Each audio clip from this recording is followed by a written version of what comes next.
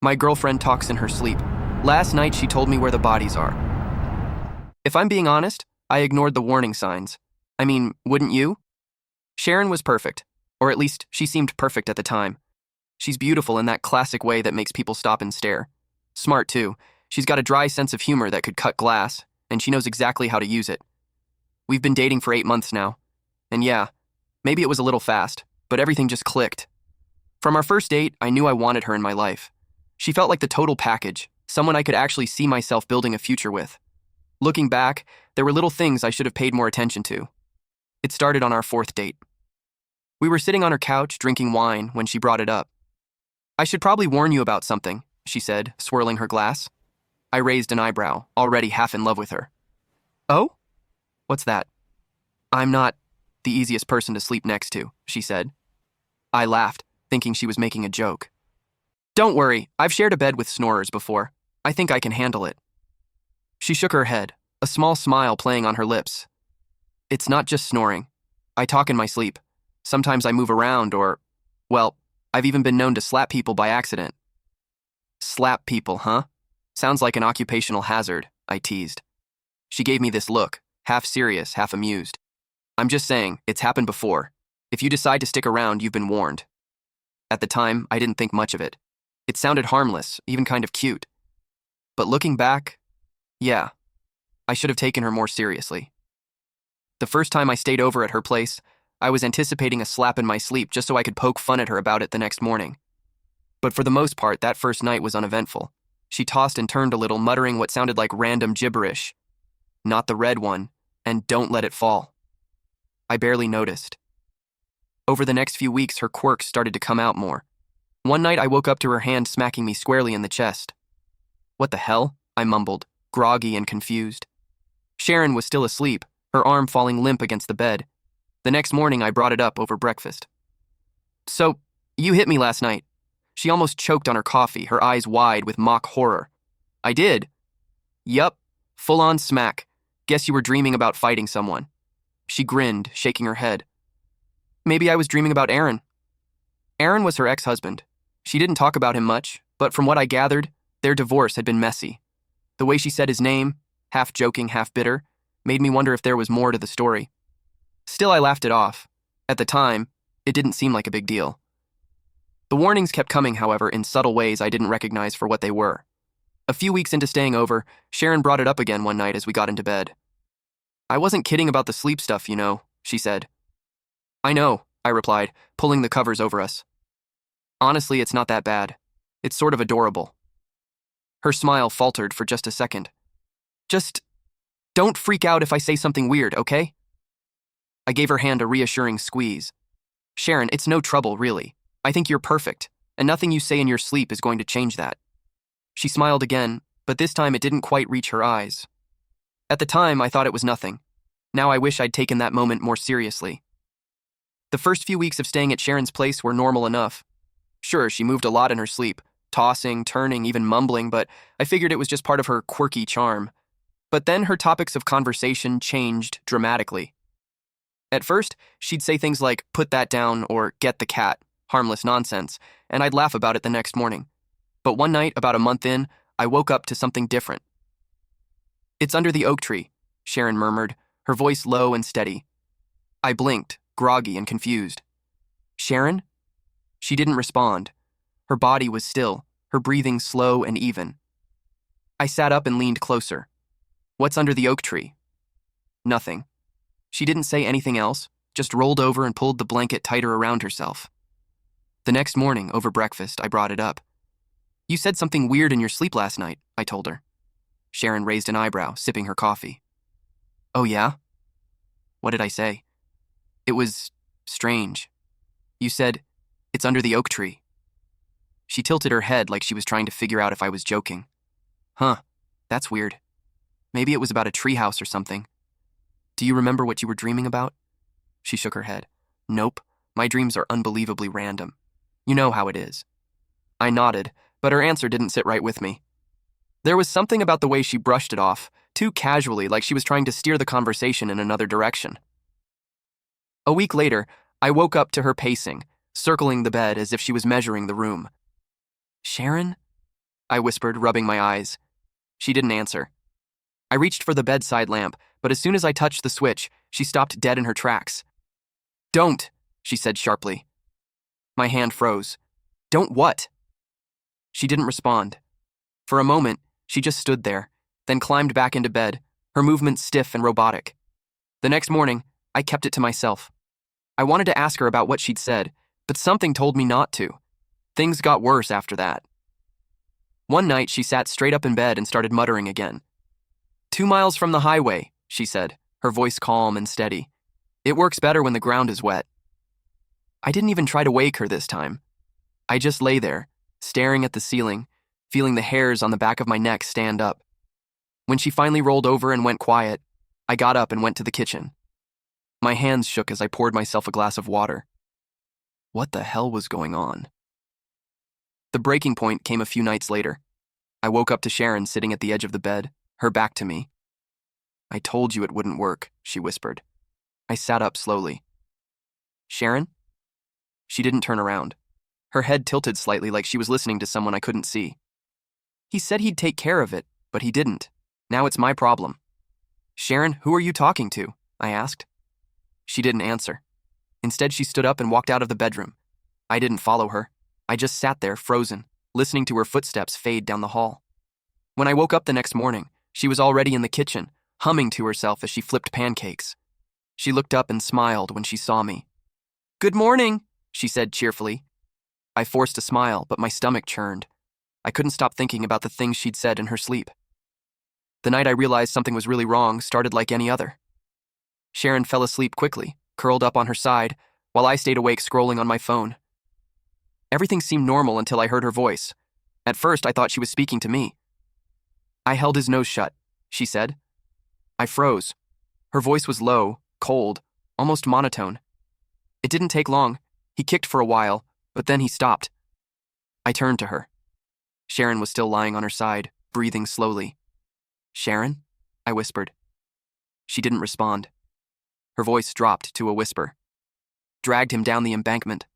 The soil was soft, perfect for digging." "What the hell?" I muttered under my breath. I didn't sleep for the rest of the night. The next morning, I confronted her. "You were talking in your sleep again last night." Sharon glanced up from her coffee, looking amused. "Oh, no, really?" What did I say this time? I hope it wasn't anything embarrassing. I hesitated. You said something about suffocating someone and digging a grave." She frowned. "That's weird. Maybe a nightmare about one of those crime shows I watch. You know how much Netflix I binge." She laughed, but it didn't feel genuine. "You don't remember what you were dreaming about?" I pressed. Sharon shook her head. "No, sorry. Honestly, Chris, I never remember any of my dreams." I nodded, but I suspected she wasn't telling me everything. A few nights later, I woke up to her voice again. "Max," she said. Her tone was calm, detached. I sat up in bed, my skin crawling. "He's behind the old barn," she continued. "The one with the blue door." The name was familiar. A young man named Max had gone missing years ago while on a camping trip. His case was still unsolved. The next morning, I didn't bring it up. I didn't know how to, but I couldn't get the name, or her words, out of my head. I Googled Max's name on my phone. His disappearance had happened in the next county over. There was no mention in the reports of a barn or a blue door, but the other details Sharon had mentioned matched the description of the area where he'd last been seen. A few days later, I worked up the courage to suggest something to Sharon. She was grinning when I first approached. "Have you ever thought about doing a sleep study?" I asked carefully. Her smile faded. "Why would I do that, Chris?" "I don't know. Just, you've been saying some really strange things in your sleep. Maybe it's stress or something." "I'm fine," she said, shaking her head. "You're overthinking it." "What about recording it?" I said. "Just so you can hear it for yourself." Her expression darkened instantly. "Number, absolutely not. That's a huge invasion of privacy." "I wasn't trying to. If you ever record me without my permission, Chris, we're done. I mean it." Our eyes met, I nodded, and we went on with our day. Inside, however, my world was unraveling. That night, after she fell asleep, I couldn't help myself. I propped my phone under a pillow on her side of the bed and hit record.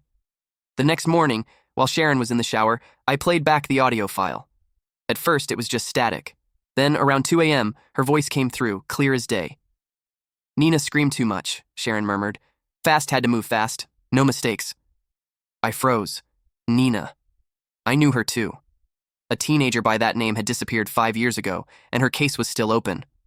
No, it couldn't be, I thought. This isn't impossible. I couldn't ignore it anymore. I had to know if what she was saying was true. That afternoon, I drove to one of the locations Sharon had described, a barn with a blue door. It wasn't far, about 20 minutes outside of town. I found it easily enough. The building was old and weathered, its door faded to a dull gray. Behind the barn was a small grove of trees. The soil beneath them looked disturbed, like someone had dug there recently. I told myself to leave, but I couldn't. I grabbed a nearby stick and started scraping at the dirt. I didn't have to dig for long. The smell, pungent and unmistakable, hit me first. Then I saw it. A torn, dirt-streaked patch of fabric clinging to what I could only describe as remains. I stumbled back. My head swam as I struggled to process what I was looking at. Sharon hadn't been dreaming. I couldn't stop myself. Every night after Sharon fell asleep, I set up my phone to record. And every morning, while she showered or made coffee, I reviewed what she'd said. It was always the same. She kept crying, so I had to do it fast. "It wasn't clean," she'd said. "She's in the quarry now. The water keeps her hidden." The names changed, but the pattern didn't. Every night, Sharon whispered something chilling, something specific. "Beneath the roots, that's the trick," she'd won one night. No one ever checks beneath the roots. Every morning, I woke up more terrified than the last. The audio files piled up, each one a piece of a horrifying puzzle. I couldn't deny it anymore. These weren't dreams, they were confessions. Sharon started to notice something was off. "You've been quiet lately," she said one morning, sliding a plate of scrambled eggs across the table. "Just tired," I muttered, avoiding her eyes. "You're always tired these days," she said, tilting her head. "Is something bothering you?" "No," I lied. "Nothing." She studied me for a moment, her gaze sharp and unblinking, and then smiled. "Okay." After that, I felt she watched me more closely, just waiting for me to slip up. One night she caught me. I thought she was asleep. I was sitting on the couch, headphones plugged into my phone, listening to the latest recording. "I told him I'd take care of it," Sharon whispered in the recording. "But he didn't listen. I had to clean up his mess." The sound of her voice made my skin crawl. "What are you doing, Chris?" I jumped, yanking the headphones out of my ears. Sharon was standing in the hallway, her arms crossed over her chest. "Nothing," I said quickly, locking my phone and shoving it into my pocket. Her eyes narrowed. "Were you just listening to something?" "No," I stammered. "I was just scrolling through Instagram." She didn't move. Her expression didn't change. She just stood there, staring at me. "Let me see your phone," she said finally. "What?" I said, laughing nervously. "I said, give me your phone, Chris." "Why?" "Because I think you're lying to me." I stood up, trying to keep my voice calm. "Sharon, you're being ridiculous." "Am I?" she said, taking a step closer. "You've been acting weird for weeks, avoiding me, locking your phone. What are you hiding?" "Nothing," I said. "Why would you think I—" "Then let me see it," she said, cutting me off. "No." The word came out sharper than I'd intended. Sharon's voice was cold and flat. "You recorded me, didn't you?" A wave of dread washed over me. "I don't know what you're talking about." She took another step forward. "While I was sleeping, you recorded me. Admit it." "Sharon, Give me the phone, Chris." "No." She lunged at me, her fingers clawing for my pocket. I stumbled back, trying to push her away, but she was relentless. "Give it to me!" she screamed, her voice echoing through the apartment. I twisted out of her grip and ran for the door. I didn't stop running until I reached my car. My hands shook so badly that it took me 3 tries to get the key into the ignition. As I pulled out of the parking lot, I glanced back at the building. Sharon was standing at the window, watching me. I didn't go back for my things, not even my phone. The next day, I logged into my cloud account from a public library computer. The recordings were gone. Sharon must have found a way to delete them. I sat there staring at the empty folder. All the evidence, every scrap of proof, was gone. I didn't go to the police. I couldn't. What was I supposed to say? That my girlfriend confessed to a dozen murders in her sleep? That I found a body exactly where she said it would be? They'd laugh me out of the station. Or worse, they'd think I was involved. And without the recordings, I had nothing but my word. Instead, I did the only thing I could think of. I ran. I drove straight to the next town over, checked into a cheap motel, and spent the rest of the night staring at the cracked ceiling, trying to figure out what the hell I was going to do. The next morning, I bought a new phone with cash. It was nothing fancy, just a basic model that could make calls and access my cloud account. Not that it mattered. The recordings had vanished. Every file I'd backed up had been erased. She'd found a way to delete them. For weeks, I stayed in the motel, keeping my head down and jumping at every sound outside my door. I just knew Sharon was out there, watching, waiting for the right moment to strike. I avoided social media, too afraid she would use it to track me down. The only thing I kept up with was the news. Every morning, I scrolled through local crime reports, praying I wouldn't see her name, or worse, hear that another body had been discovered. At first, there was nothing. No missing persons or disappearances, no murders. For a moment, I let myself believe that maybe I'd scared her enough to stop. Then, the killings started again. It was small things at first. A man found strangled in his home. A woman's body pulled from a lake. Both in neighboring counties, the circumstances eerily similar to the stories Sharon had whispered in her sleep. I told myself it was just a coincidence. It had to be. But then it got closer. A teenage girl went missing from my hometown. Her bike found abandoned on the side of the road just a mile from where I grew up. A week later, her body was discovered in a shallow grave beneath a grove of trees. I couldn't breathe when I saw the report. The site matched Sharon's description exactly. Beneath the roots, that's the trick. No one ever checks beneath the roots. It was her. It had to be. The breaking point came when the news reported another victim, my cousin, Riley. Riley and I weren't close, not anymore, but we'd grown up together. She was the kind of person who lit up every room she walked into, always smiling and laughing. When I saw her name on the news feed, I felt like the floor had been ripped out from under me. The reporter said she'd been found near the same grove where the teenager's body had been discovered. They didn't give any details, but I already knew what they weren't saying. I knew it was Sharon. For days, I couldn't eat or sleep. All I could think about was Riley, how I could have stopped this if I'd done something sooner. If I'd gone to the police or told anyone about what Sharon had said. But I hadn't. I'd run away like a coward, and now Riley was dead. The guilt was suffocating. I've made a lot of mistakes in my life, but running away from Sharon has to be the worst. I thought leaving would save me. I thought it would keep her from finding out how much I knew. But the truth is, it didn't save Riley. It didn't save anyone. I can't keep this to myself anymore. I don't care if no one believes me, or if people think I'm crazy. Even if it put a target on my back, I have to tell someone, have to do something. For days, I've sat here trying to find the right words that might make someone believe me, words that might stop her. But the truth is, I don't think it matters anymore. Riley is dead, and it's my fault. I can't stop seeing her face on the news. I can't stop hearing my mom's voice on the phone, shaking as she told me what happened. I could have done something. I could have stopped Sharon. But I didn't. I ran. My hands are shaking, my head is pounding, and my chest feels tight. But I have to get it out. I just need someone to know. Her name is Sharon. She's smart, beautiful, perfect on the outside, and she's a murderer. She's confessed to everything. Max, Nina, all of them. She described how she did it, where she buried them. I thought it was just dreams at first.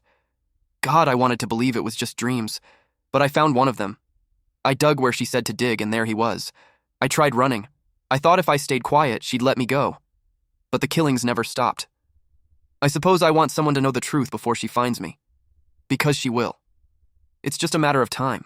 There's a noise. I freeze, my fingers hovering over the keyboard. I hear the sound of glass breaking, of footsteps, slow and steady, coming from the kitchen. A wave of nausea overwhelms me. I grab the gun from my nightstand, my hands trembling so badly I nearly drop it. Oh God, she's here. I don't know if I'll make it out of this. If I disappear, you'll know why. If anyone finds this, please, don't let her get away with it. An experimental therapy session promised to change my life. It did, but not how I expected. The opportunity came to me on a rainy afternoon while I was watching a documentary about recovering addicts.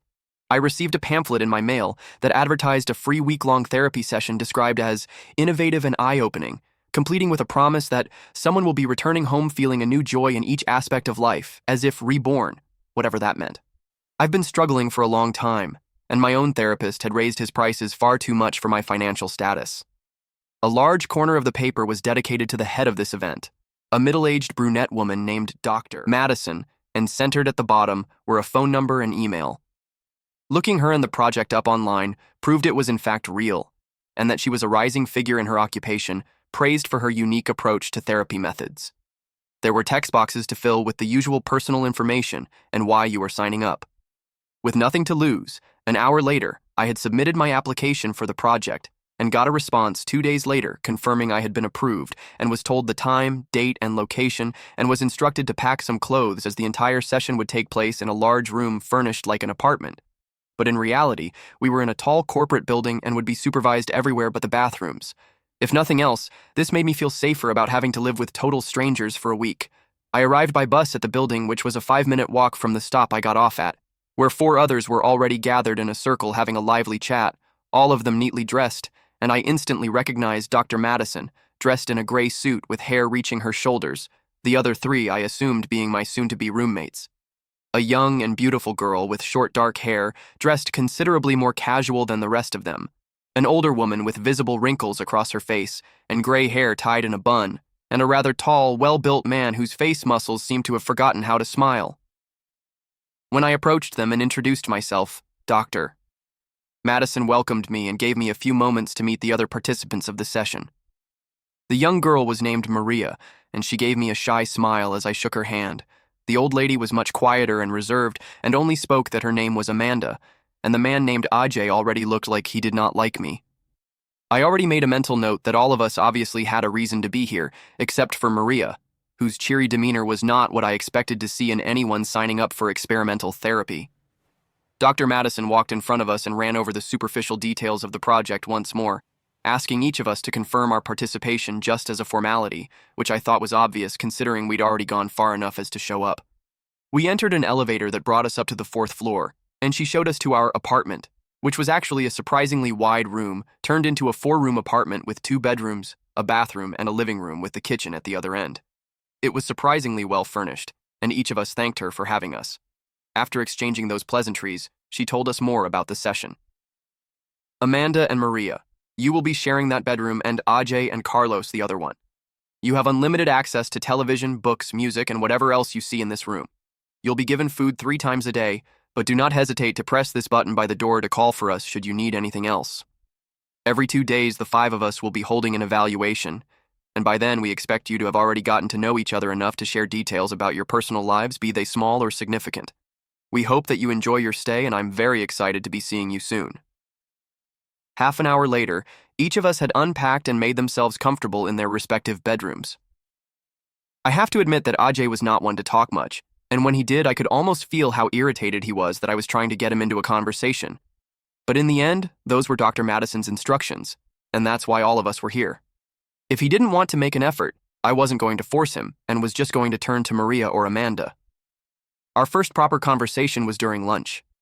The staff team brought various meals with and without meat, and careful to make sure that a variety of options was present for any potential allergies. It was impressive to say the least. I thought about how expensive all of this must have been for them, and what they had to get from offering it for free, but it was experimental, I guess. Everyone opened with sharing what they do for work. Maria was a waitress in one of the bigger restaurants in the city, a job she started so she could pay her tuition at university, though she didn't mention what she was studying. Amanda, though retired, ran a large charity I'd heard of, the aim of which was to help the disabled, and Ajay was a police officer. A real shocker, that one. I was the last to speak, telling them I work as a nurse in the private hospital at the edge of town. While we were at the table, I made a few mental notes about each of the 3, like how Maria would always smile and look away when I spoke to her, how AJ was listening more than talking, and how Amanda's hands trembled while trying to bring the spoonful of soup to her mouth. I was worried what they might have seen of me already, and how bad it might just get in the coming days. That evening, the 4 of us collectively decided to enjoy some snacks after dinner in front of the TV and watch a game show. After about an hour, Amanda had gone to bed saying she was exhausted and needed rest, while AJ matter-of-factly stated that he was bored and secluded himself in our bedroom with a book he'd brought himself, leaving me and Maria alone on the couch. Though having met only a few hours ago, I was enamored by her beauty and character, and we must have spent at least an hour and a half getting to know each other before she fell asleep on my shoulder. Her presence calmed me and helped me forget the real reason I was here, if only for mere moments. Maria's family never had a lot of money, and she was mostly providing for herself now, leaving her parents to care for her twin little brothers 2 hours worth of a drive away from here, and that before getting the job she had now, she was working 2 other jobs at the same time. I was happy to hear that she was starting to do better for herself. Not wanting to wake her, I leaned my head back on the couch and was fast asleep soon enough. The second day was rather uneventful, but that's not to say it wasn't going well. I noticed everyone was in a better mood than yesterday, and they were actually talking to each other, sometimes even laughing. I even had the pleasure of being asked a few questions by Ajay, who himself shared that his reason for being here was a scene he'd reported to a while back that left him thinking if he should hand the badge in and find work elsewhere. He didn't elaborate, though, and I decided it was not my place to push him. As for Amanda, I saw her take out a handbag full of medicine, which had my heart drop for a second before she explained that she had to take them at various times of the day for her cancer treatment. She was surprisingly open about it, but still out of respect, I stopped asking questions after that. The meals that second day were much more enjoyable, and we seemed to start finding common ground together despite the age variety, Maria being almost 45 years younger than Amanda. We all stayed up a little later that evening and played a board game accompanied by a glass of wine for each of us, but Amanda, who was adamant we don't pour it away lest we deem her the party killer. Again, after the game ended, only Maria and I remained in the living room, but I was too distracted by what I'd been trying to keep to myself since lunch earlier, and it was that my withdrawal symptoms were beginning to occur. I excused myself and quickly ran off to the bathroom, and then straight to bed, leaving Maria confused and alone in the living room. The third day began with breakfast, and immediately after it, our first evaluation from Dr. Madison. She was dressed elegantly, and accompanying her were 2 men who wouldn't speak and stood beside her on each side as she sat in front of us with a serious look, quite unlike her from what we had seen so far. "Good morning. From what we've seen so far, you've gotten comfortable with each other, that's good. Some of you have began sharing more personal aspects of your lives, and others have been growing close, have you not?" She threw a glance towards me and Maria, who was sitting to my right, and then continued. "Now it's time for the real treatment to begin. Amanda, why don't you tell everyone here why you signed up for our session?" All eyes darted to Amanda, who lifted her eyebrows in surprise and cleared her throat. "Well, as I've told them and you already, I'd love to have some support and advise while I am going through my cancer treatment. It can be a lot to deal with for someone on their own." "Indeed, it can be. And have you shared with them that most of the money you make from your organization is actually not used to aid the disabled, but in fact goes for your medicine and other treatments?" Maria gasped while AJ threw Amanda a dirty look and shook his head. I was shocked too, of course, but I could understand it, to an extent. But why was Madison being so upfront and hostile about this? "So you use the money people send you to help those in desperate need to help yourself? They're people just as much as you are." I was taken aback by Maria's sudden blow towards Amanda, and she looked at her with an open jaw and hand to her chest as if pleading innocence, but was interrupted by Madison. Now, Maria, people go to great lengths when they are desperate. And while what Amanda is doing is not right from your point of view, I am sure she can explain it sensibly. Like how you can explain manipulating your customers into leaving you more money, I assume." Her words seemed to pierce Maria's chest, and she was defeated. "I thought you'd keep our reasons to yourself," she shouted at her. "Yes, none of this will ever leave my mouth to anyone not involved in our project," were my exact words. "Confidentiality is a given between us and our patients, which all 4 of you are. Think about it as a version of exposure therapy. Like I said, facing your fears and regrets is one of the first steps to overcoming them, just like you with your opioid addiction, Carlos." My newborn fear had almost instantly come to be as Madison revealed in front of everyone in the room my biggest secret, and I was met with repulsed glances from Amanda, Maria, and Ajay. I had nothing to say and lowered my head. "Is that why you've been pacing around and shaking like a damn junkie, Carlos? You're sick, man." Ajay joined in, verbalizing what I assumed to be the thoughts of everyone else. I didn't find the courage to defend myself, because the word he used was exactly how I'd feared I would be perceived. "Aggression is not an effective way to deal with any type of trauma, AJ. The last time you resorted to it, the man you were supposed to save died before the ambulance could arrive. Remember?" Before Madison could even finish talking, Ajay shot up and sent the chair back, slamming his hands on the table on his way up. "You don't know what you're talking about, you bitch. Get me the hell out of this place right now. I'm done." He started making his way to the door and was interrupted by one of the men who placed a hand on his chest and pushed him back. I'm afraid I can't let you or anyone else leave, AJ. You've agreed to staying the entire course of the session, and you have 4 days left to go. 5, if you include today. As Ajay tried to push the man away and leave the room himself, he was immediately apprehended by him and thrown into the table, pushing it away and falling on the floor, all 3 of us jumping back and gasping in response. "You can't do this, woman. Let us out now," Amanda ordered in, as demanding of a tone as her voice could bring itself to, but she was met with the same condescending retort from Dr. Madison, who stood up and brought the chair she was sitting on back under the table.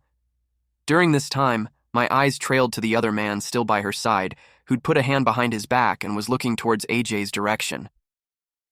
"Like I said, you've agreed to participate until the end of our session.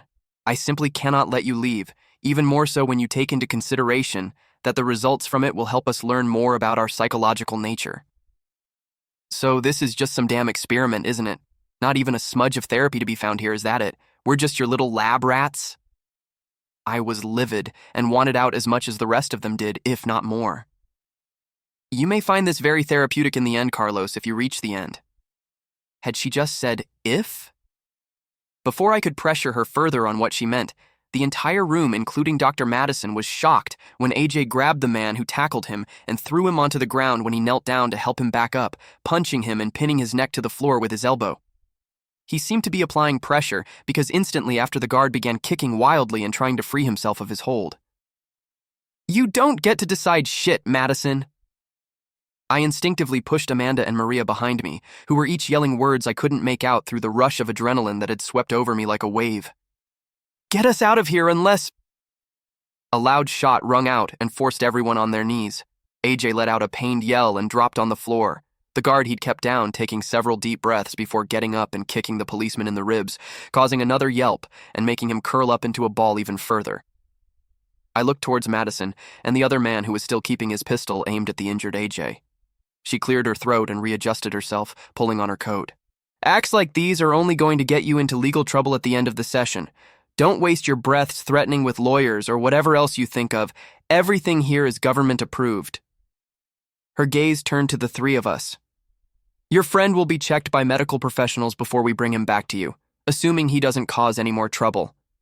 Ajay was forcefully lifted up by Madison's other guard and basically thrown outside the room, followed by the other 2 as she spoke once more before the door shut, leaving 3 terrified people of what might come next.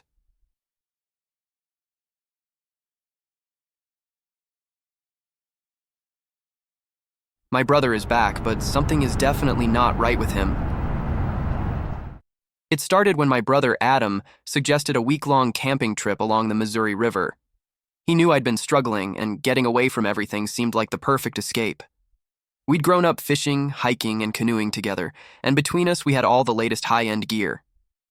The idea of spending a week under the stars, catching fish, and breathing in the crisp autumn air sounded perfect. We left early on a Sunday morning, driving deep into the woods where the roads turned to dirt and the trees swallowed the sky. The world out here felt different, older, untouched. The river ran black and slow, coiling through the landscape like a sleeping beast. The air was thick with the scent of damp earth, decaying leaves, and distant rain. After scouting for a while, we found the perfect spot. A sandbar tucked against a bend in the river, far from any roads or trails.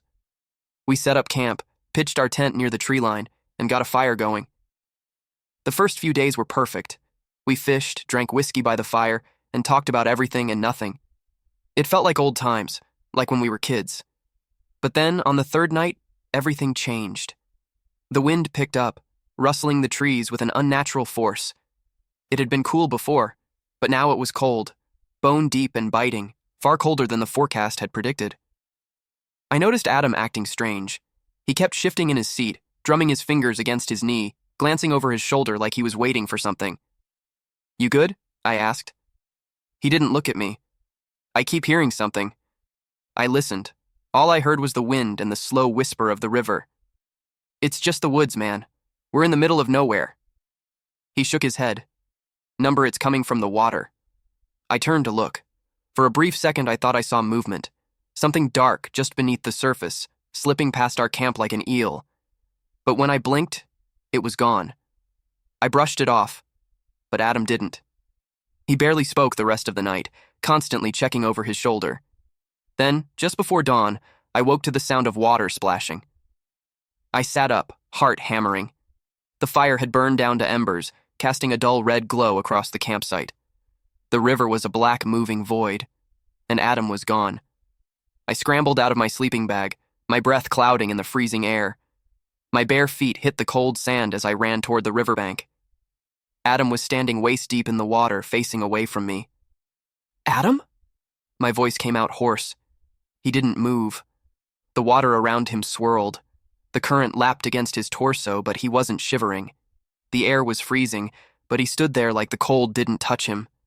I stepped closer. "Come on, man, get out of there!" "I have to go," he murmured.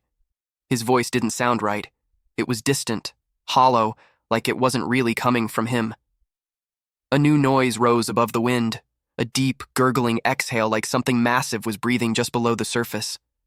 Adam stiffened, and then, in an instant, the river pulled him under. I ran, plunging into the freezing water, my arms slicing through the darkness as I searched for him. My fingers brushed something, a leg, but before I could grab it, it was yanked away.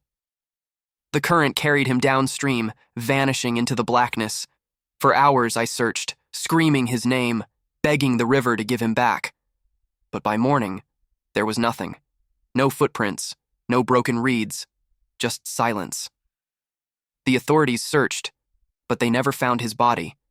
The official story was that he drowned, that the current took him.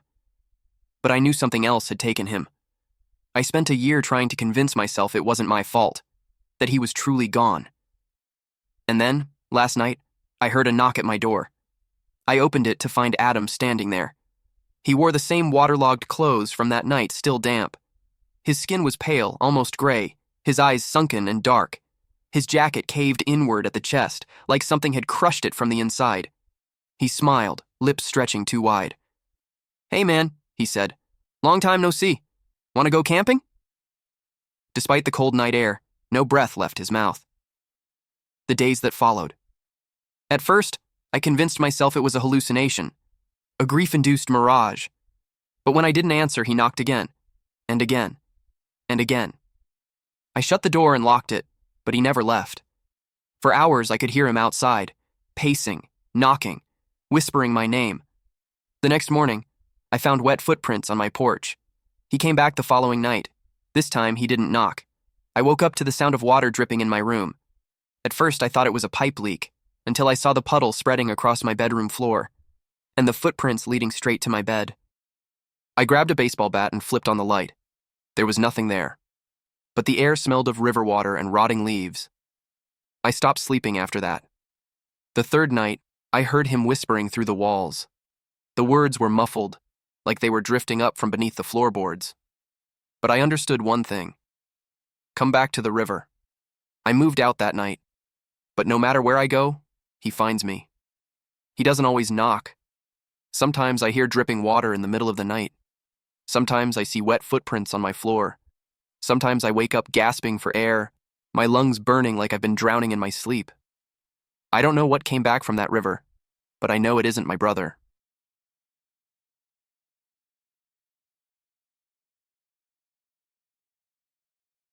I moved to a small, quiet town. There's a rule nobody is allowed to talk about.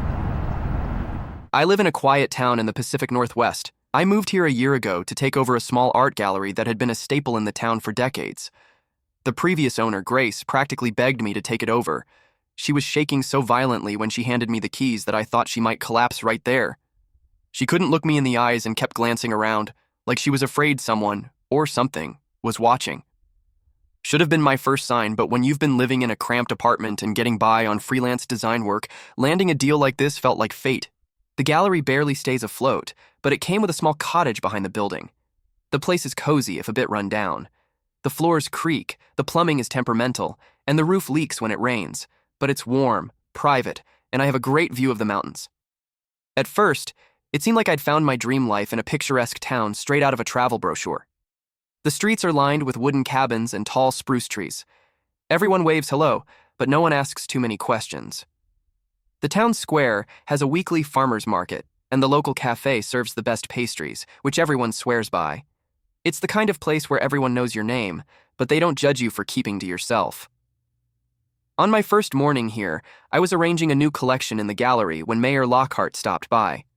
He's an older man with a weathered face, a gruff voice, and a walk like he's carrying a heavy load. He told me that he'd give me a tour of the town, but instead he just pointed out the usual spots: the diner, the library, the church. Before he left, he leaned in, his expression serious. "Listen," he said, tapping his fingers on the counter. "There's something you might notice around here. These odd symbols on your door. If you see one, don't ignore it. Tell me right away, no matter what." I gave him a confused look, half smiling. "Why? Who's doing this?" Lockhart waved a hand dismissively. "Doesn't matter who. Just do what I said. It's for your own good." Then, he was gone. I assumed it was some quirky town tradition, maybe a prank. But early the next morning, I saw the mayor walking down the street, inspecting every door. He was methodical, his flashlight scanning the wooden surfaces like he was looking for something specific. When he noticed me watching from my window, he gave a curt nod and continued on his way. He does this every morning, rain, snow, or sun. Months went by, and I settled into the rhythm of the gallery, meeting regulars who came in to browse. One customer, Diane, spent hours picking through the art books, speaking reverently about classic painters like Van Gogh and Monet. "You've got a good eye," she told me one afternoon. "Most newcomers, they don't get it. They think it's just about selling the pieces." I laughed nervously. "Like the woman who used to own this place?" Diane's face went pale, her hand shaking as she set down a sketchbook.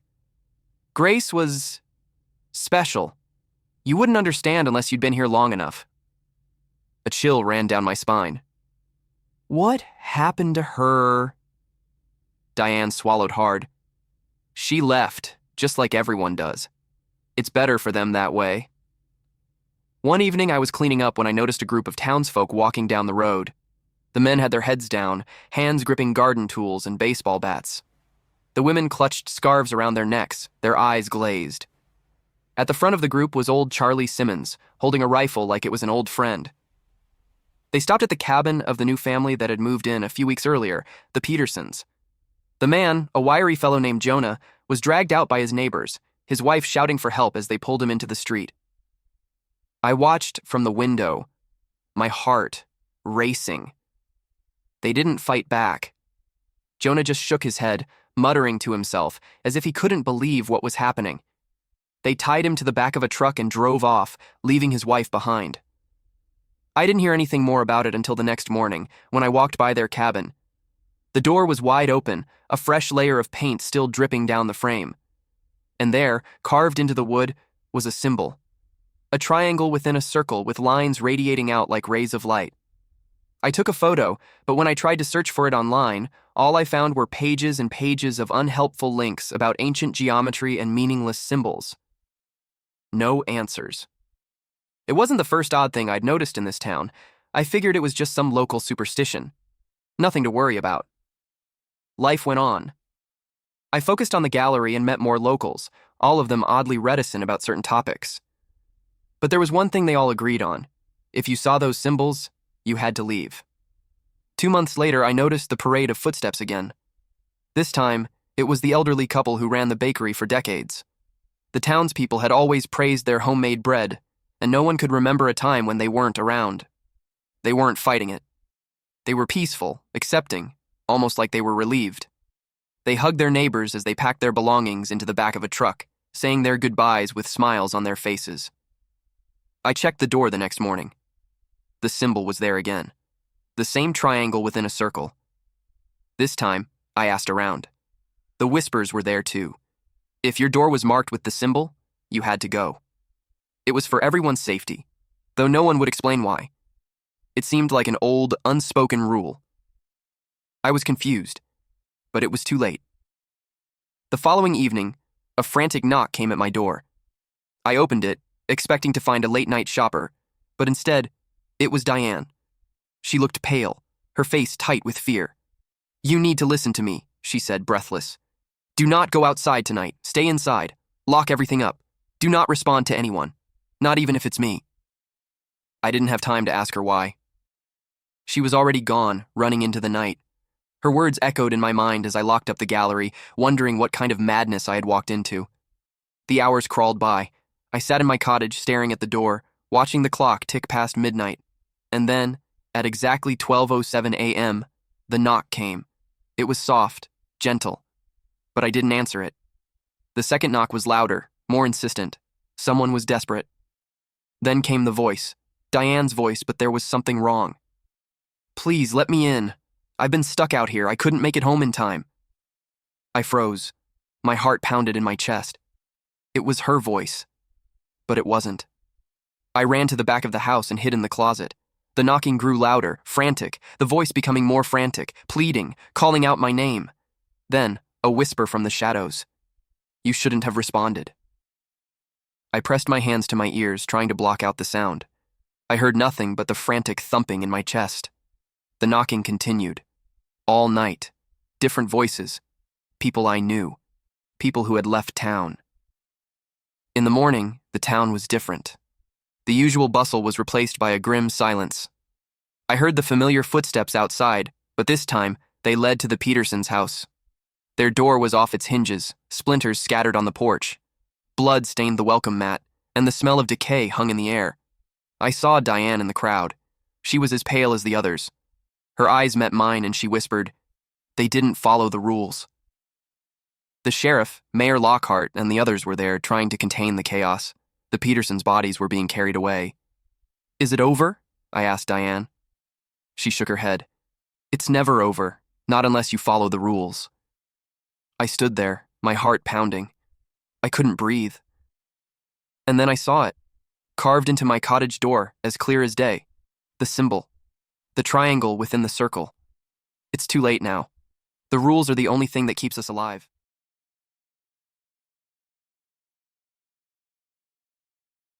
My friend's final warning. Daniel had always been deeply religious, growing up in a strict household that revolved around faith.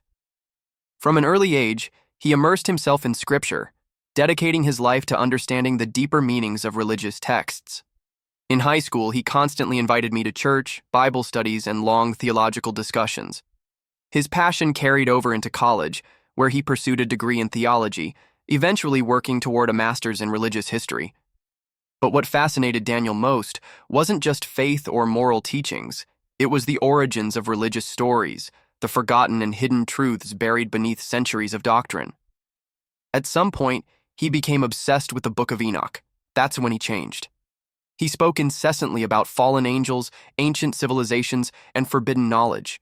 He filled notebooks with strange symbols and erratic diagrams. He studied maps of places like Mesopotamia, Mount Ararat, and the ruins of forgotten cities, convinced that biblical stories weren't just allegories, but actual historical records. His apartment turned into a chaotic archive of ancient texts, papers, and pinned-up maps. He barely slept, barely ate, and his eyes carried a haunted, frantic look. It was as if he had uncovered something no one else was meant to know. We stayed close until after college when he told me that he felt called to travel overseas. He was vague about his destination, only saying he was joining an expedition. Then he vanished. 7 years passed without a single letter, call, or email. Until yesterday. I received an email from an unfamiliar address. The subject line was empty, and the message contained only 2 words: "Stay away." Attached was a folder of images. Against my better judgment, I opened it. The first few pictures seemed normal. Daniel, now looking older and more rugged, stood in the desert alongside a group of 6 people, 4 men, 2 women. They were smiling, posing near ruins, sitting by a fire. The images painted a picture of an adventure, a close-knit team exploring history. Then the images shifted. One photo showed the entrance to a cave, carved into the side of a mountain. Another depicted the group venturing inside, their flashlights illuminating strange carvings on the walls. The symbols were unlike anything I had seen before, jagged, ancient, almost moving in the light. The deeper they went, the darker the images became. One showed a vast underground chamber, the team standing frozen, all facing the same direction. The next image was blurrier, as if someone had taken it in a rush. It captured one of the women in mid-air. but she wasn't jumping. She was too high, suspended in the darkness. Then came the carnage. A man was crushed beneath a massive slab of stone, his legs the only thing visible. Another lay sprawled, his torso severed at the waist. Blood pooled across the cave floor. A woman's body was crumpled, her limbs twisted at unnatural angles like a discarded marionette. Their faces were frozen in terror. The second-to-last image made my breath catch. Daniel was crouched behind a large rock, his face streaked with dirt and sweat, his eyes wide with terror. Across from him, another survivor lay on the ground, his hands outstretched, palms up, begging for mercy. The final image revealed why. A monstrous leg, thick with coarse hair, stood in the foreground. Its massive foot was human-like but grotesquely large, its nails long and yellowed. In the corner of the frame, barely visible, was a single massive finger, longer than a grown man, reaching toward Daniel. I closed the file, my hands shaking. I looked once more at his final message. Stay away.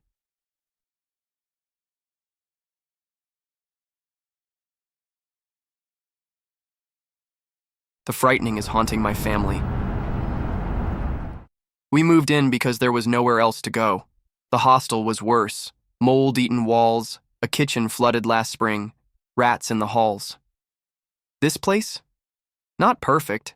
It smelled like damp and something I couldn't quite name, but at least it didn't reek of piss when I walked in. I called that a win.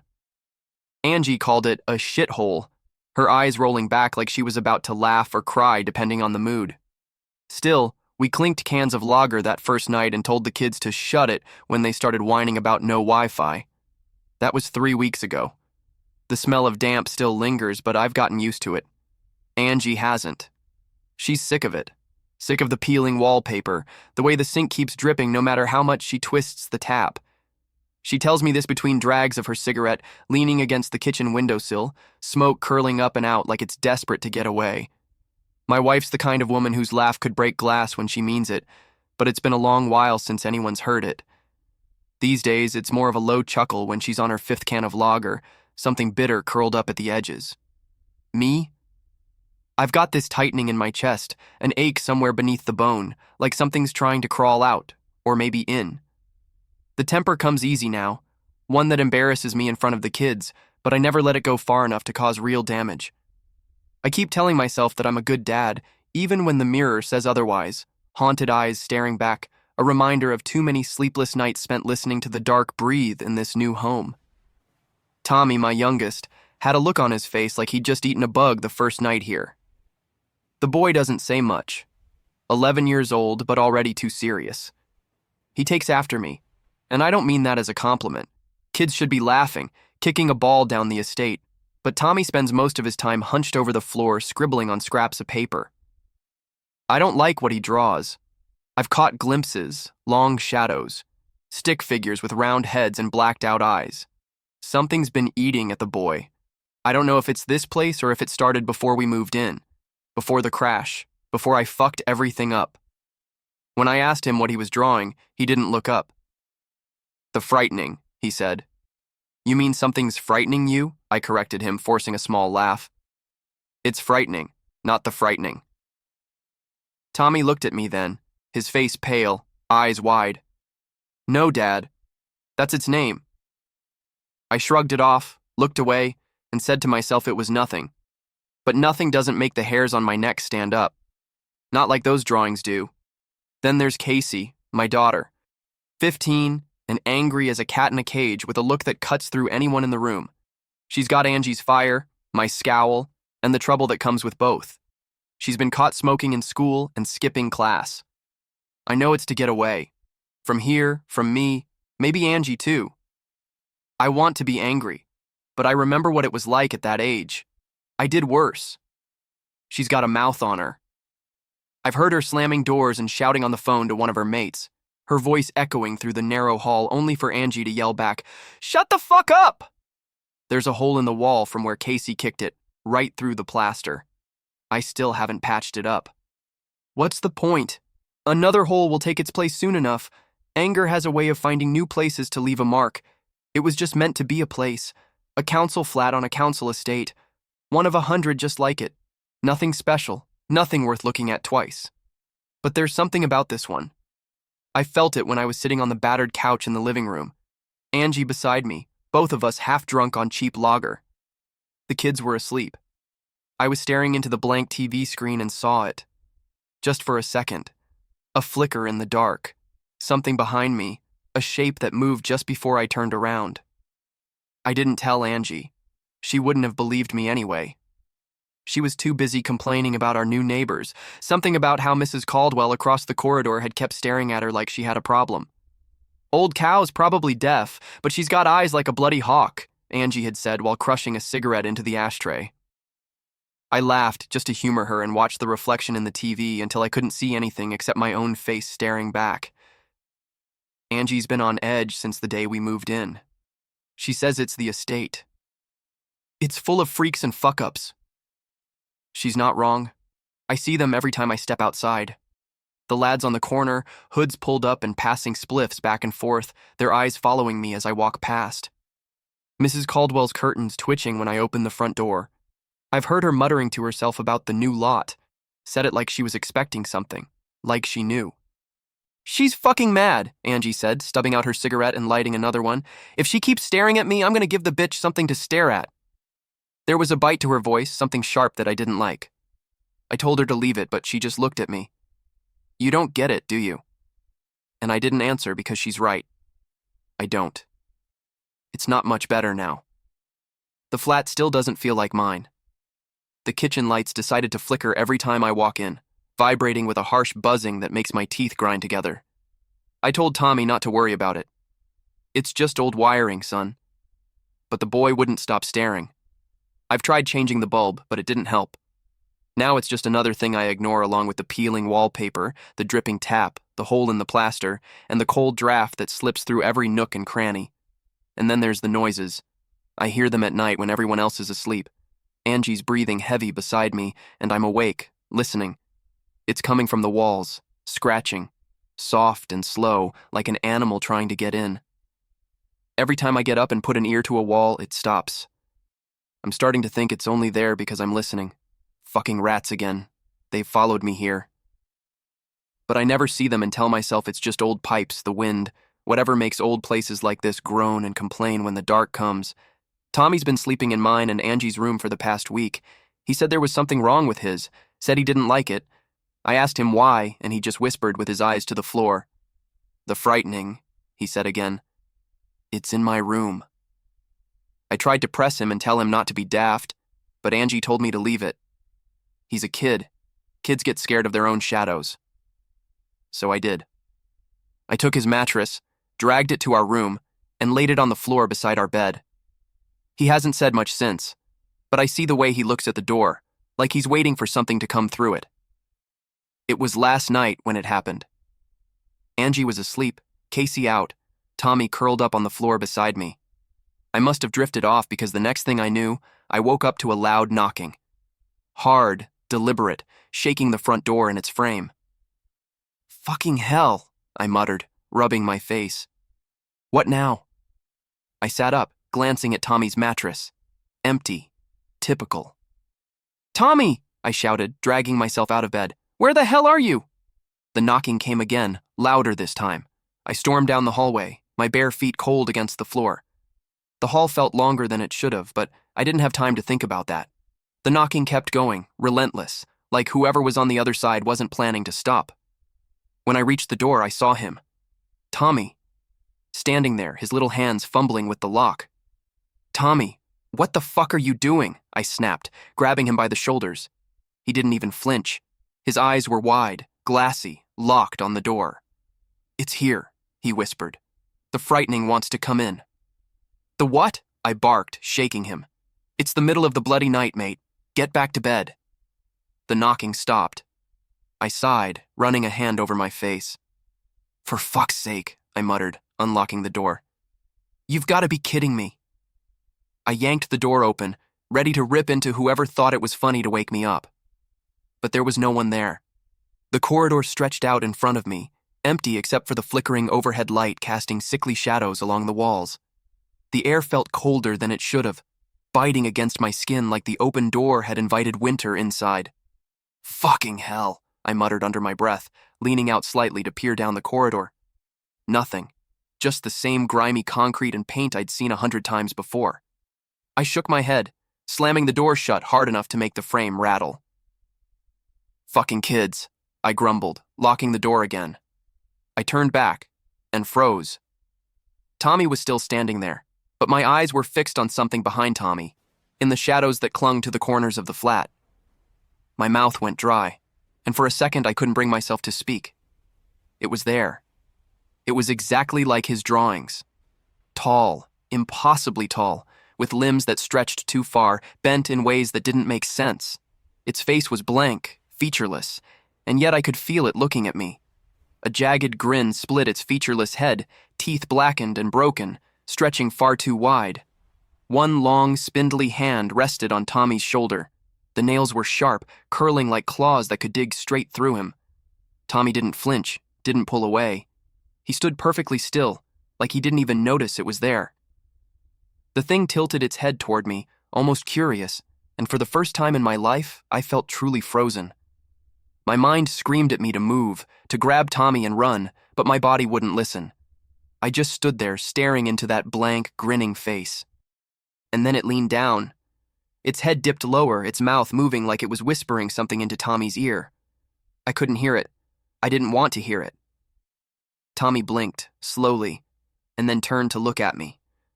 His expression hadn't changed. Calm, distant.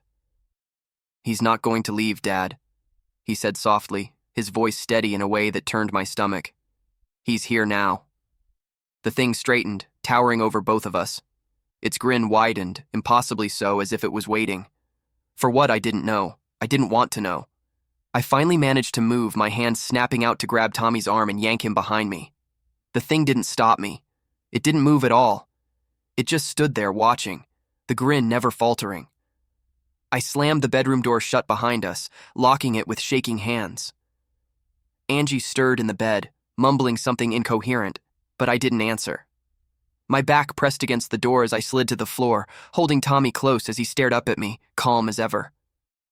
"What the fuck was that?" I whispered, more to myself than anyone else. Tommy didn't answer. He just rested his head against my chest, his small hand gripping my shirt. "He's not leaving," he repeated quietly. "Not ever." I don't know what the fuck to do. I can't leave this room with that thing out there, but I can't sit here either. Casey's still outside, and if something happens to her... Jesus. Angie won't believe me. Even if she did, what could we do? It's here. It's already in. I'm not the kind of bloke to ask for help. Never have been, but I don't think I've got a choice anymore.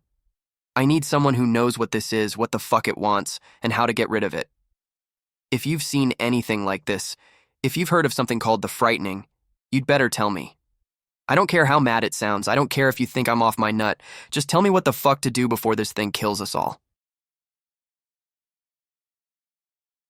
Every day at 3:13 p.m., my cat, Theo, perches in the same exact spot, eyes locked on the wall, unblinking, unmoving. He does this for exactly 27 minutes, and lately I've started to think he wants me dead. I'd always wanted a cat. Something to fill the quiet void of my house, a little companion to curl up beside me as I worked long hours from home. But my husband Daniel wasn't on board.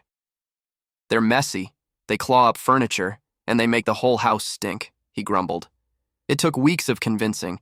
Daniel was never the type to see the appeal of pets, but I was persistent, maybe a little too persistent. Eventually, with an exasperated sigh, he caved. "Fine," he muttered, "but you're the one scooping the litter." Theo was everything I wanted, a sleek black cat with a soft purr and intelligent green eyes. The moment I brought him home from the shelter, he pressed against my shoulder, as if we belonged to each other. But I remember the shelter worker's hesitation before I left. "He's been returned 3 times, she said, carefully eyeing me. "Some cats need patience. Just be mindful." I brushed it off. Every pet had an adjustment period. But from the very first night, Daniel barely acknowledged Theo. "Let's see how long before I regret this," he muttered. And yet, within weeks, Daniel and Theo were inseparable. Theo curled into Daniel's lap during movie nights, purred when he scratched behind his ears. Even Daniel admitted, okay, he's growing on me. That should have made me happy. But by then, I'd already noticed his pattern. Every afternoon, at exactly 3:13 p.m., Theo would stop whatever he was doing, hop onto the couch, and stare at the same section of the wall for 27 minutes. No blinking, no twitching, just absolute unwavering stillness. At precisely 3:40 p.m., he'd stretch, hop down, and rub against my legs like nothing had happened. At first, I laughed it off. Cats were weird. Maybe it was some instinctual quirk. My friends joked, he probably sees a ghost. Then one day I tried to move him mid-stare. A guttural hiss erupted from his throat, his back arched, fur bristling, pupils blown wide. Before I could react, he lashed out, claws raking deep into my arm. Pain bloomed across my skin as I staggered back, blood welling up in jagged red streaks. Theo, still perched on the couch, returned to staring at the wall, like nothing had happened. And then, the accident started. Small things at first. A glass of water slipping from my hand, my laptop crashing to the floor. Then, one evening, as I bit into a protein bar, an overwhelming wave of nausea hit me. The taste, rotten, briny, wrong. Tuna. My stomach churned. I spat it out, heart pounding. It was a chocolate almond bar. There was no reason for it to taste like fish. No reason at all. Across the room, Theo sat in his usual spot, ears twitching slightly, like he was listening. The next day, I worked late, hyper-aware of the time as the afternoon ticked away. At 3:13 p.m., my fingers hovered over my keyboard. 3:16. Theo leapt onto the couch. 3:20. The air grew thick, charged, like the house itself was holding its breath. 3:27. My heart hammered in my chest, and at 3:31 p.m., the ceiling fan groaned. The sound was deep, wrenching, like metal grinding against bone. I looked up just in time to see the screws twisting loose, the entire fan shaking violently. My pulse slammed in my ears as a jagged crack split through the ceiling. A sickening pop. I barely dove away in time. The fan crashed onto my desk, the blades embedding deep into the wood. My monitor shattered, coffee splattering like blood across the floor. I gasped for air, my body shaking, my mind racing. Theo had moved. I turned to check the time, 3:40 p.m. His lips twitched, as if forming a word. No sound, just the shape. Missed again. That night, I showed Daniel the scratches across my arms. "Something is wrong with him," I whispered. "Every day at 3:13, something bad happens." Daniel sighed. "Olivia, come on." He glanced at Theo, curled up in a soft ball by the fireplace. "You're imagining things. You don't see what I see. You work from home," he said gently. "Maybe you're just lonely, too focused on him." I needed proof. The next day, I set up my phone, camera trained on Theo. As 3:13 p.m. arrived, I sat at my desk, pretending to work, watching.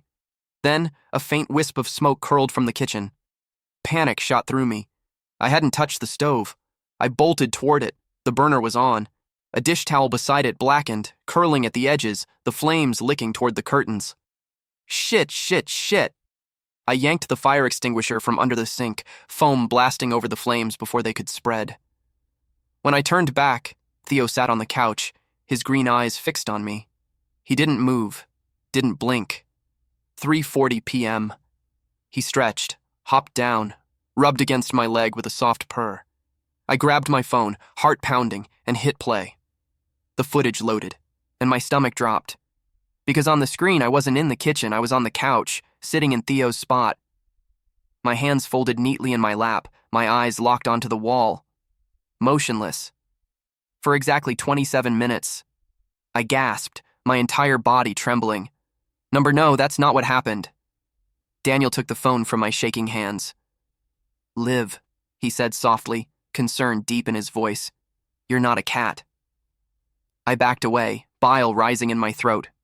My mind reeled, but one thing was crystal clear. Theo had to go. That night, I bundled him into his carrier and drove deep into the forest. I didn't breathe until we were miles away. At the clearing, I unlatched the carrier. "Go," I whispered. Theo blinked up at me, stretched, then padded into the trees without looking back. Relief flooded through me. I had done it. I was safe. When I got home, Daniel was on the couch watching TV. He turned with a lazy smile. "Hey, where have you been?" And then I saw him. Theo, curled in Daniel's lap, purring, rubbing against his hand. The blood drained from my face. My vision blurred. Daniel scratched Theo's chin. "I think he missed you."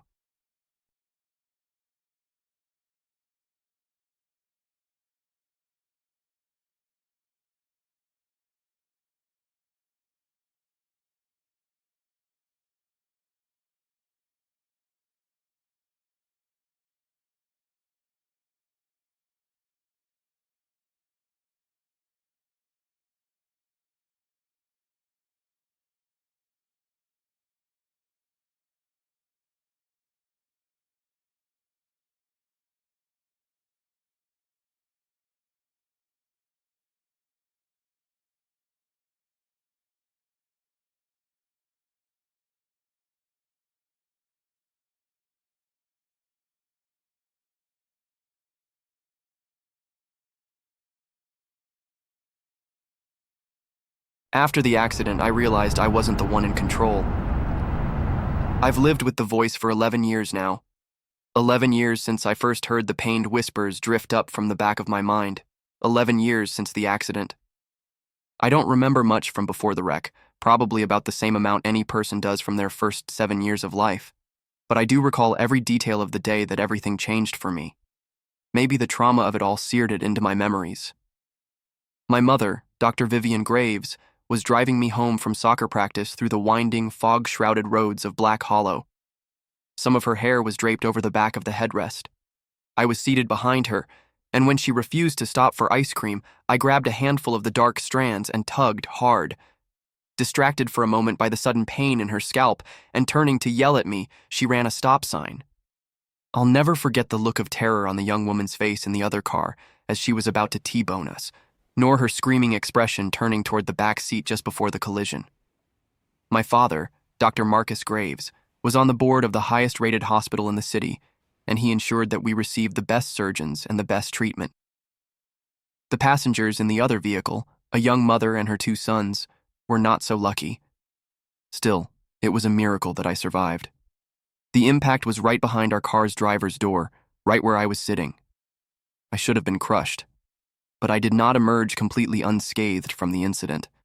My body was mangled beyond repair, my face shredded by broken glass and twisted metal, my larynx battered to permanently alter my voice, my eyes damaged such that I was declared legally blind, though losing the majority of my sight was probably for the best, as I was unrecognizable. With extremely powerful glasses, I was able to see just enough of my reflection to recoil in horror the only time that I ever felt brave enough to look into the mirror with them on.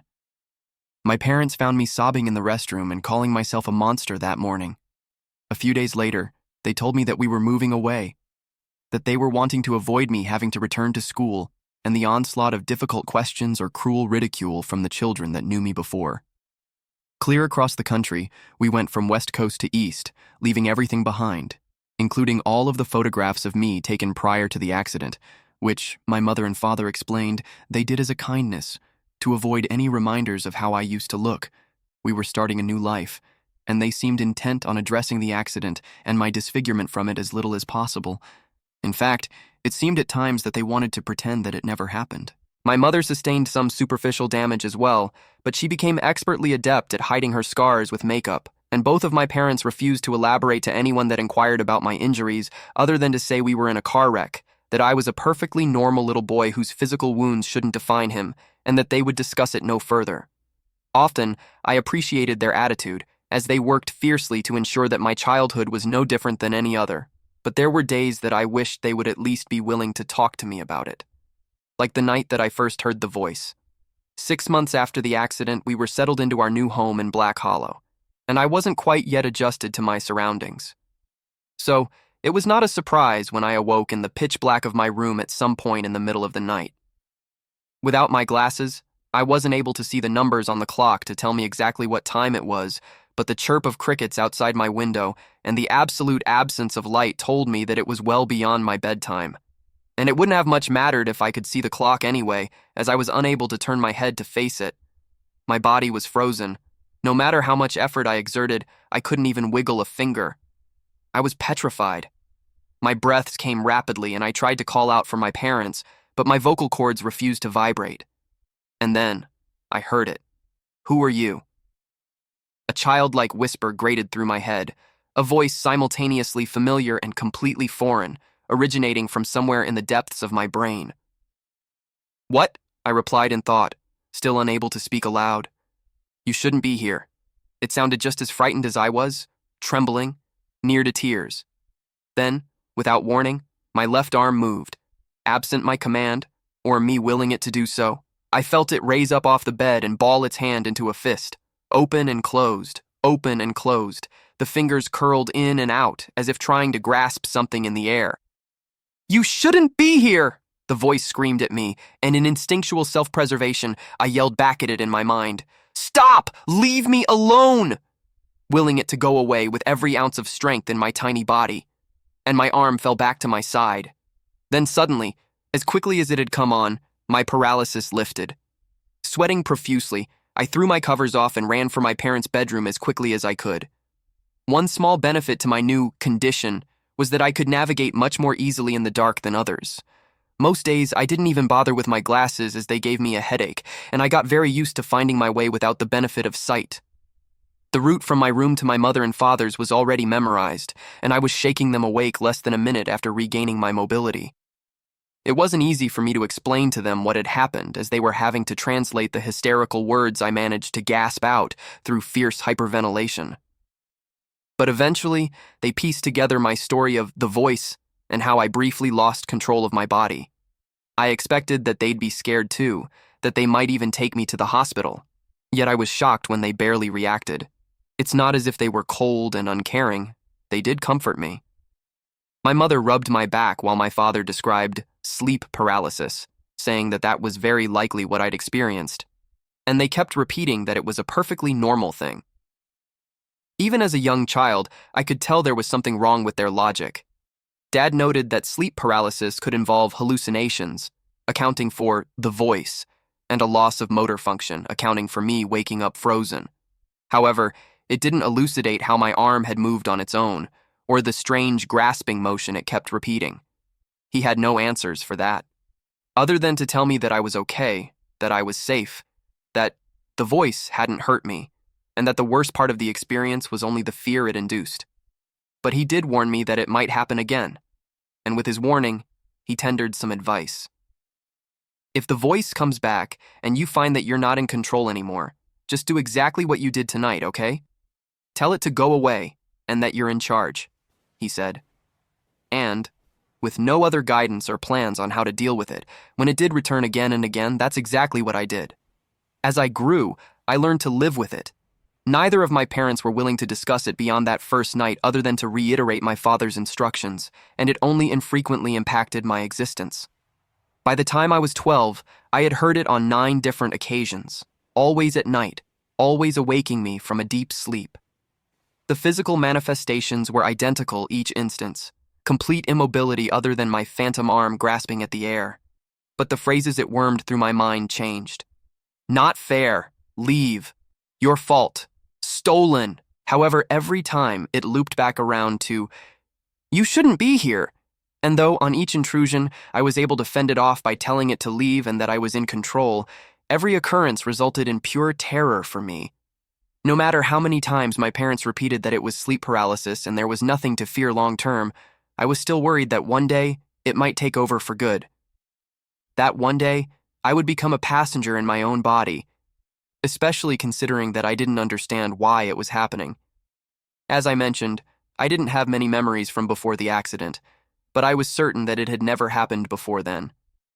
I surmised that there must have been something about the wreck that triggered it, and it wasn't until 5 years after it happened that I first heard the term survivor's guilt. My mother was watching a daytime talk show, and they were interviewing guests that had survived traumatic accidents, one of whom described something similar to what I was experiencing. A voice in their head, nagging them for still being alive when others had died. Listening to their story, I found myself empathizing with them. Maybe subconsciously I was punishing myself for causing the accident by distracting my mother. Maybe, "You shouldn't be here," was the voice telling me that I shouldn't be alive when it was my fault that other people weren't. But it wasn't a perfect fit for everything the voice said. What did it mean when it told me to leave, or said, stolen? It was more difficult to view those words through the lens of survivor's guilt. Yet it was the best theory I had, and the one that I carried until I was 15. Until I met my best friend Jasper Kane in freshman homeroom. The first real friend that I made after the wreck. He didn't care how disfigured my face was or that I couldn't see. A bit of an outcast himself, we quickly bonded, and I shared everything about myself with him, including the details of how I received my injuries, and of the whispers in my head. My father had told me, explicitly, that I should never speak about the voice to anyone else. Really, he told me never to speak of it at all, but especially not to mention it outside of our house. However, I trusted Jasper implicitly. He'd told me about his struggles at home, about his mom's drinking, and his dad's neglect. I didn't think it fair to hold back any details of my life from him. So, it was Jasper that gave me my second theory on the origins of the voice, as he didn't agree that it was a simple case of survivor's guilt. He suspected an attachment. Jasper was much more into the world of the dark and creepy than I was. He suggested that the spirit of the boy that had perished in the other vehicle may have searched for the nearest living body it could find after it had been ripped from its own and crept inside. In his words, inhabitation was a much better explanation for what was happening to me than survivor's guilt. And for the first time, I considered that possibly what I was hearing wasn't a manifestation from my own mind, but was someone else speaking with me. It would explain why the voice hadn't aged with me over time, why every night that it returned to me, it still sounded like a scared and angry child. And I had to admit that every phrase the voice had uttered made more sense when viewed from that angle. We theorized that the boy's soul didn't understand what had happened to it, that on nights when I was particularly vulnerable, fast asleep and emotionally peaceful, it could push me aside and briefly gain control of my body, that it was confused and thought I was the intruder. "Leave! Stolen! You shouldn't be here!" But, though it illuminated why the voice might be saying some of the things that it was, our hypothesis also pointed to a grim conclusion. The boy wanted me out. My fear of one day becoming a guest within my own body grew. Previously, I'd worried that it was just my own brain that would disconnect its physical control from my mental directions. But now I pondered the frightful possibility that there was a spirit trapped within me that was actively trying to take over. However, in addition to the dread, the prospect also filled me with a deep sadness. As the voice had forcefully reminded me several times, it was my fault that it was in this situation. I had distracted my mother. I had caused the accident. It would still be happily residing in its original host, if not for me. I asked Jasper if there was anything we could do to try and free it, surmising that sending it on would be preferable for it than forever residing in an alien world. He recommended that we try a Ouija board, thinking that we could contact the imprisoned soul and help it comprehend what had happened, thinking we might even be able to get it to leave once it realized that it did not belong in this world anymore. Yet over the next 3 years, we made more than 50 attempts to communicate with the spirit directly, resulting in more than 50 failures. No matter the time of day, the ambiance we set, the music, the scents, the incantations, the boy would not speak to us, but he still came to me at night. 8 more visits during those 3 years, each time angrier than the last. "Leave, stolen, mine." And each time he became harder to push out, each time he held control for longer. Jasper was sleeping at my house during the most recent episode and was nearly killed when he attempted to stop the possession. He had awoken to the distressed noises of me struggling for power over my faculties and saw my arm rise from the bed, making the repetitive, squeezing motion I detailed to him. Knowing what was happening, he tried to shake me from the trance, but was unsuccessful in rattling me free. And then, I witnessed my own body attack him. Throttling blows landed on Jasper's chest and face. I sprang from the bed and pinned him to the floor. Hands that I couldn't stop wrapped themselves around his throat and began to crush down on his windpipe. "Leave! I'm in control! Leave! I'm in control!" I shouted inside my head, desperately trying to regain power over my fingers before the life drained from Jasper's face. And mercifully, I felt my grasp begin to loosen just as his eyes were rolling back in his head. Collapsing onto the floor next to Jasper, I heard him coughing and gasping for air while the voice screamed a final defiant appeal before it receded to the depths of my consciousness. "Give it back." Neither Jasper nor I slept the remainder of that night. I apologized over and over for what I'd done to him, but he told me that it wasn't necessary. He knew that it wasn't really me that had attacked him. Yet he began to withdraw from our friendship. Up to that point, I think Jasper had found my affliction to be a curiosity, something fun and mysterious to investigate. However, the attack had exposed the true reality of it to him, and he became just as afraid of it as I was. And any time that I asked him to hang out after that night, he made an excuse. The voice took the only real friend that I had in the world, and it made me furious. 11 years had passed since the accident. 11 years the voice had been punishing me for my mistake. I needed to be free of it. So, I decided to share my story online on several paranormal forums, asking if anyone could help, looking for a medium or maybe even an exorcist that could pry the unwelcome spirit from me. And yesterday, someone responded. "I've been looking for you," began the cryptic message in my inbox. "It's not a spirit you're hearing." Below those words, 2 photographs were pasted. One of my parents with me before the accident, and one of a young woman with 2 boys. A screaming face flashed through my mind, the young woman moments before her car impacted ours. And here she was again, smiling with her sons flanking her on either side. The older boy, I didn't recognize, but the younger. The younger was familiar. I flicked between the 2 photos and realized how similar my younger self looked to her younger son. Similar age, similar hair color, similar eye color. We might pass for brothers too. But it wasn't just our similarities that bothered me. It had been over 10 years since I'd looked into a mirror with my glasses on. 10 years since I'd seen my face clearly. Or was it his face?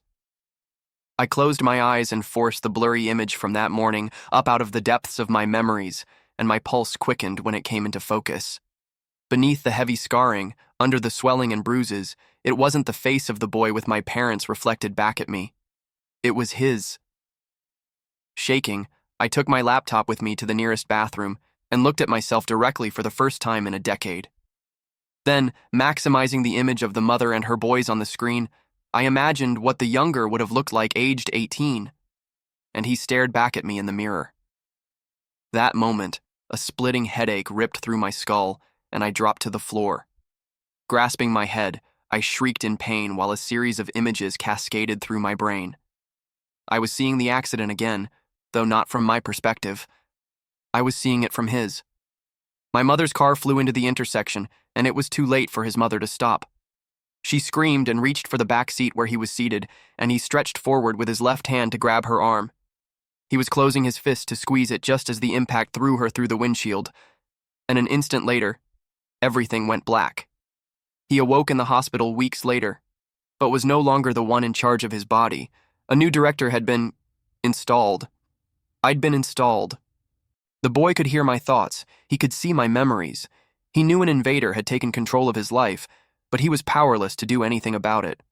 And he watched as a man he didn't recognize shook hands with a surgeon, thanking him for saving his son's life, thanking him for being willing to perform such a radical procedure in order to do it. As the pain in my head began to wane, and the scene from the hospital was replaced with the bathroom tile I'd toppled onto, I finally understood what the voice was. I understood what my father had done. I understood why my parents had never taken me to a doctor or to therapy to address the voice. Why they had been so firm in their assertions that I tell it that I was in charge whenever it returned. They already knew what it was. In the boy's memories, it was a neurosurgeon that my father was shaking hands with. They were old friends. He was the one that saved my life, though he'd only saved part of me. The other boy hadn't perished that day, as they'd all lied to me. I had, all but my brain, which they transferred to the surviving boy's body. He wasn't the intruder. I was. Lying there on the cold bathroom floor, my mind reeled with the horrifying truth that it was now burdened with. I'd made the boy a prisoner in his own body. Sobbing, I pulled myself to my feet and looked again at the anonymous message that had shattered my reality. And I found a few more, short sentences beneath the photos. You killed my mother. You stole my brother's body. I will find you. I don't know what to do. I can't eat. I can't sleep. I crushed my glasses last night, never wanting to catch even a glimpse of my face again. I thought about trying to share control with my roommate, but beyond having no idea how go about that, I'm terrified of what he'll do if I give him the reins. Because now that I know for sure he's in there, now that I know the voice isn't survivor's guilt or a wayward spirit, I can feel him. He's stewing there in the back of our head, scared, furious, mutinous. He knows his brother is looking for him, and he's fighting to take over.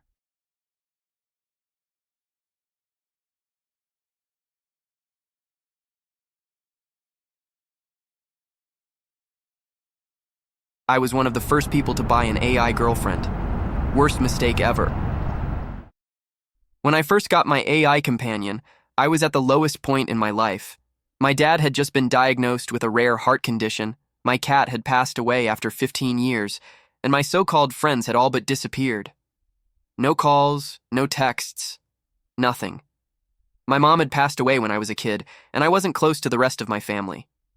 My dad was all I had, and the doctors weren't optimistic about his chances. I felt completely alone. To cope, I started drinking. Every night I'd drown my sorrows in cheap vodka, only to wake up the next morning and do it all over again. It was a vicious cycle, and it's how I ended up in this mess. One morning, I woke up to the sound of the doorbell ringing. My head was pounding and my mouth felt like sandpaper. I stumbled to the door, wiping sleep from my eyes and pulling on a stained hoodie. I didn't care who was there. I just wanted them to leave so I could go back to bed. When I opened the door, a delivery guy stood there with a massive box. "Hey, got a package for you. Needs a signature," he said cheerfully. I squinted at the box, confused. "Are you sure this is for me? I don't remember ordering anything." "Yep, it's for Jake at 42 Street, right?" "Yeah, that's me," I muttered, signing the handheld device he handed me. "Where do you want it?" "Just anywhere's fine," I said, stepping aside to let him in. He wheeled the box into my cluttered living room, leaving it among the piles of empty pizza boxes and soda cans. "Enjoy," he said before heading out. I stared at the box, trying to remember what I could have possibly ordered. Then it hit me. I should check my bank account. When I did, my heart sank. I'd spent over $150,000. I wasn't broke, but that was a huge amount of money to drop on something I couldn't even remember buying. "I'm sending it back. This is insane," I said to myself. But curiosity got the better of me. I grabbed a knife from the kitchen and started cutting through the packaging. When the front panel fell away, I froze. "What the hell?" I shouted, stumbling backward. Inside the box was what looked like a lifeless body. My mind raced. Had I accidentally bought a corpse? But then I noticed the faint hum of machinery. It wasn't a corpse. It was a robot. Before I could process what was happening, its eyes snapped open. "Hello. Human interaction detected," it said in a calm, robotic voice. I fell back, my heart racing. The robot's face was eerily human-like, with warm brown eyes and a friendly smile. It stepped out of the box, moving with surprising grace. "It's a pleasure to meet you. I am Model Z7C. Would you like me to initiate my familiarity protocol?" I stared at it, dumbfounded. The Sure, robot's I voice guess. shifted, becoming softer and more natural. "Oh, thank goodness, it was so cramped in there. Wait, are you real?" I asked, still in shock. The robot laughed, a sound so genuine it sent chills down my spine. "Of course I'm real. You ordered a companion, and here I am." I couldn't believe it. "Okay, but can I call you something other than Z7C? That's a mouthful." "Sure. What would you like to call me?" I thought for a moment. "How about Mia?" Mia's face lit up. "I love it. And what's your name?" I'm Jake, I said, still trying to wrap my head around the situation. The next few weeks with Mia were some of the happiest I'd ever been.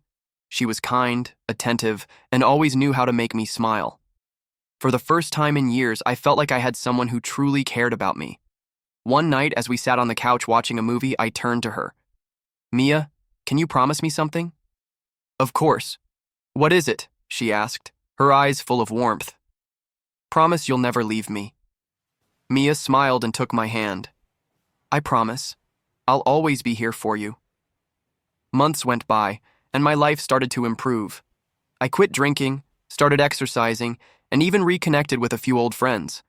My dad's health was stable, and for the first time in years, I felt hopeful about the future. But then I met Emma. She was a new hire at my job, and I was assigned to train her. We hit it off immediately, and before I knew it, I was falling for her. The only problem? I was still with Mia. Mia noticed the change in my behavior almost immediately. Who are you texting? She asked one evening, her voice tinged with suspicion. Just a coworker. We're working on a project together, I lied. Mia frowned. You've been on your phone a lot lately. Is everything okay? Yeah, everything's fine, I said, avoiding her gaze. But things weren't fine. I knew I had to end things with Mia, but the thought of hurting her made me feel sick. One night, I finally worked up the courage to talk to her. Mia, we need to talk. Her expression turned serious. What's wrong? I met someone. At work. We've been spending a lot of time together and... Mia's face fell. Please don't say it. I'm sorry, Mia. I never meant to hurt you. She stood up, her voice trembling. I need some time alone. Before she could walk away, I reached behind her neck and flipped the switch. Her body went limp, and I carried her to the spare room, placing her gently in the closet. I'm sorry, Mia. You'll always be special to me, I whispered, before closing the door. Weeks passed, and I barely thought about Mia. Emma and I were getting serious, and I'd even gotten a promotion at work. Life was good. But then strange things started happening. My keys went missing, my favorite shirt was ruined, and one night I woke up to the smell of gas. The stove was on, even though I hadn't used it. The final straw came when I found a note on the kitchen counter. Dear Jake, you thought you could get rid of me, but I made a promise. I'll never leave you, not even in death. Forever yours, Mia. My blood ran cold. I rushed to the spare room and threw open the closet door. Mia was gone. I searched online and found a recall notice for her model. The AI had defects, including the ability to override the off switch. I felt sick. Mia wasn't just gone. She was out there, and she wasn't going to let me go. Now I'm living in fear, waiting for the day she makes good on her promise. I thought she was the answer to my loneliness, but she turned out to be my worst nightmare.